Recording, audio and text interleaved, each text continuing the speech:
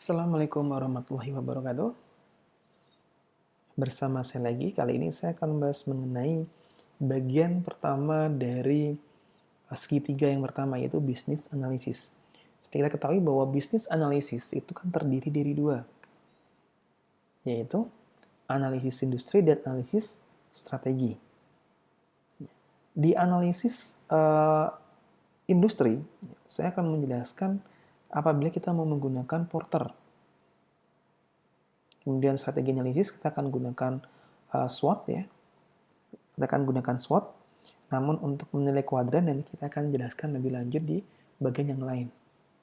Jadi kita menilai industrinya seperti apa menggunakan porter, kemudian strategi analisisnya kita menggunakan SWOT ditambah mungkin produk diferensial, kemudian dari price leadership-nya seperti apa nanti kita akan lihat di sana. Kemudian dari sana kita akan bisa menentukan decision kita apa. Apakah akan support ke perusahaan atau malah akan tidak mendukung perusahaan atau resisten terhadap perusahaan.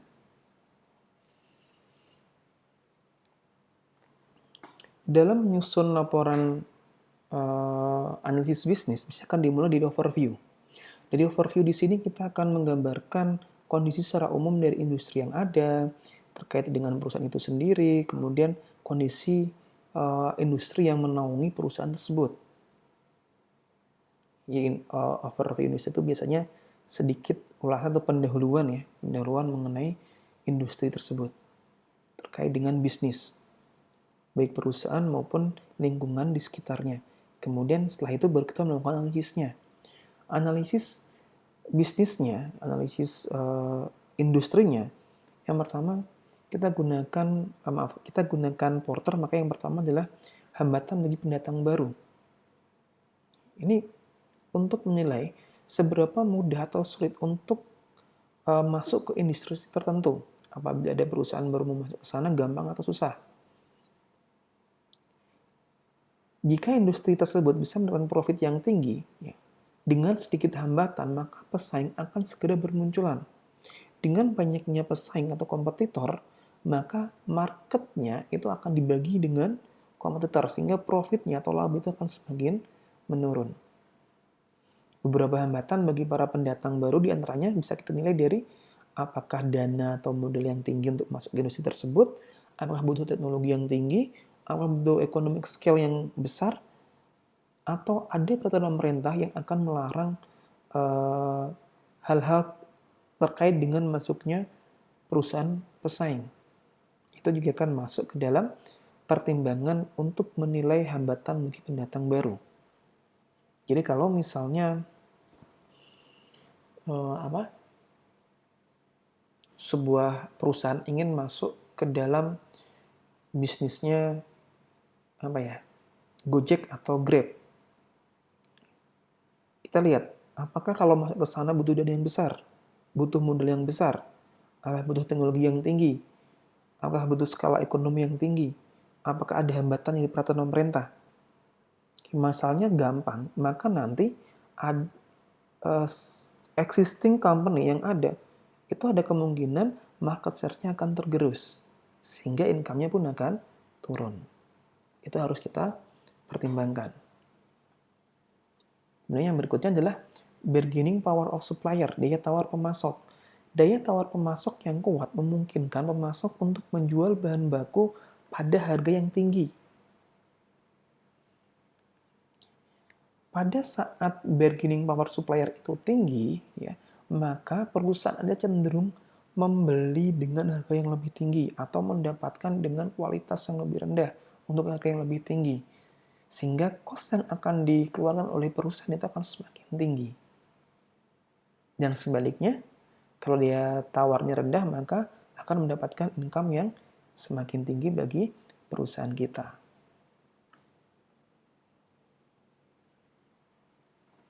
Dan yang ketiga adalah bargaining power of buyers, daya tawar dari pembeli. Kekuatan ini menilai daya tawar atau kekuatan penawaran dari pembeli ke konsumen. Semakin tinggi daya tawar pembeli dalam menuntut harga yang lebih rendah ataupun kualitas yang lebih tinggi, maka ada kemungkinan profit atau laba yang akan didapatkan perusahaan itu semakin rendah. Misalnya yang saya contohkan di video sebelumnya adalah tanah. Pada saat tanah yang dijual itu banyak, kemudian pembelinya itu sedikit, maka buyernya itu akan memiliki bargaining yang lebih tinggi. Apalagi kalau misalnya ternyata penjualnya lagi butuh uang. Dari itu kan akan harga tanahnya itu akan cenderung akan turun.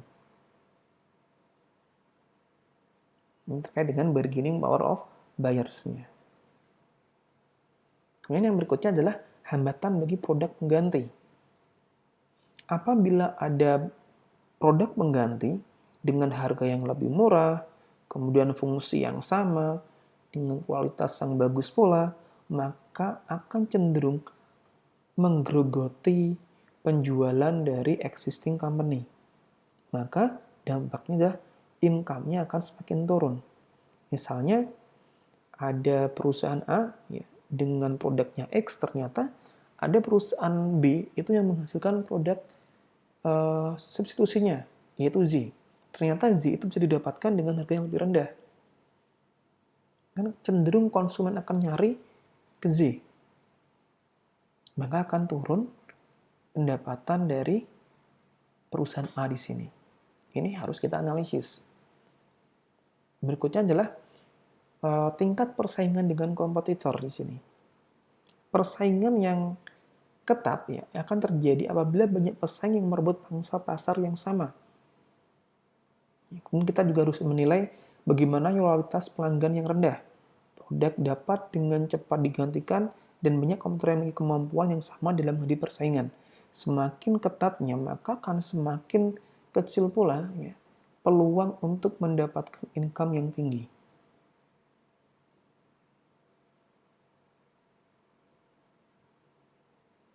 Pada saat kompetisi itu ketat ya, salah satu yang penting buat perusahaan adalah bagaimana dia bisa menjaga hubungan dengan misalnya customer-nya. Contoh misalnya Apple. Apple kemudian pada saat harganya pun naik, kompetisi dengan para pesaingnya banyak ya. Ada Samsung, Xiaomi, Oppo dan sebagainya. Namun Apple dengan harga yang cenderung lebih tinggi daripada kompetitornya, tapi dia tetap bisa menang.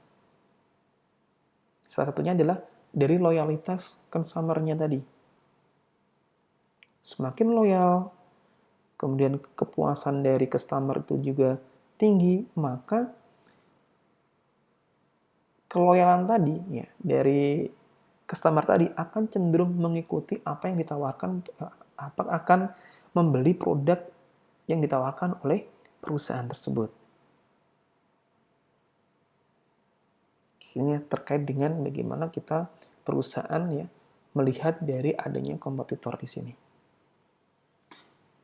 Dari 5 di sini kita harus bisa menentukan apakah industri itu mendukung perusahaan untuk tumbuh atau tidak. Kemudian yang berikutnya adalah strategi analisis. Di strategi analisis di sini, ya, salah satu caranya adalah menggunakan SWOT, yaitu bagaimana kita bisa mengukur kekuatan, kelemahan, peluang, dan ancaman utama. Misalnya kita harus mengidentifikasi apa saja sih kekuatan perusahaan, kemudian apa saja sih kelemahannya. Dari kita bisa melihat dari SWOT tadi, kita akan bisa melihat sebenarnya bagaimana perusahaan untuk menggunakan kelebihan dan menggunakan opportunity-nya ya, untuk menghilangkan atau untuk memperlemah ancaman dan kelemahan tadi. Biasanya diukur dengan kuadran. Ada di kuadran berapa? Ya walaupun tanpa itu pun juga masih bisa kita lihat dari SWOT di sini, kita akan bisa melihat sebenarnya ada nggak sih indikasi dari strategi ini akan support untuk perusahaan atau malah resisten terhadap perusahaan. Ini terkait dengan SWOT analisis. Dari dua tadi kita harus menyimpulkan juga sebenarnya dari industri maupun dari strategi itu support atau resisten terkait dengan perusahaan. Kalau support, jadi ada kemungkinan perusahaan akan semakin maju ya, atau semakin tumbuh, ataupun kalau dia resisten ada kecenderungan perusahaan dalam kondisi yang sedang turun. Kemudian juga bisa kita lihat dari cost leadership di sini. Adalah seperangkat tindakan yang diambil untuk menghasilkan barang dan jasa dengan fitur yang dapat diterima oleh pelanggan pada biaya terendah dibandingkan dengan para pesaing. Jadi selain kita melihat dari SWOT, sebenarnya ini bagian dari SWOT juga, namun kita bisa memfokuskan pada cost leadership karena biasanya ini secara umum bahwa manusia yang rasional itu cenderung mencari barang yang memiliki fungsi yang sama, harga yang relatif lebih rendah dengan kualitas yang maksimal. Jadi di sini kita menilai apakah perusahaan sudah melakukan cost leadership atau tidak. Pada saat ada cost leadership, maka perusahaan itu akan cenderung dia bisa memaintain market saat ini. Bahkan bisa tumbuh cost leadership. Anda bisa lihat pada saat Xiaomi muncul dengan harga murah, dengan inovasi yang bagus, teknologi yang bagus, dia menjadi cost leadership dia. Setiap barang yang dijual ludes. Kenapa? Karena dia mampu menghasilkan barang dengan fitur yang dapat diterima oleh pelanggan dan biaya terendah dibandingkan dengan para pesaing. Ini contoh dari cost leadership. Kemudian bagaimana produk diferensialnya? Di sini, ini sangat tergantung dengan persepsi pembeli. Yaitu bagaimana menciptakan loyalitasnya customer terhadap perusahaan. Ini produk diferensial. Bagaimana kita bisa menghasilkan produk yang bermacam-macam ya, untuk menyasar pasar yang berbeda. Jadi misalnya sebuah perusahaan, dia menghasilkan produk untuk yang level entry level, kemudian untuk medium level, kemudian untuk yang high level ya. Maka di sini nanti akan perusahaan bisa gaining revenue dari entry level, medium maupun yang high level. Ini produk diferensialnya.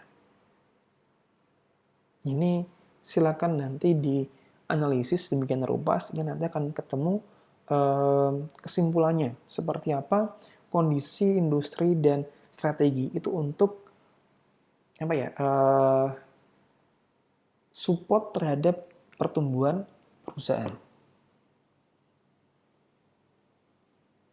Oke, nah, demikian pembahasan mengenai bisnis analisis dari saya. Nanti untuk penjelasan lebih lanjut nanti pada saat tatap muka ya melalui bentuk apapun, atau kalau ada pertanyaan nanti bisa kita bahas di pembahasan berikutnya. Saya ucapkan terima kasih. Wassalamualaikum warahmatullahi wabarakatuh.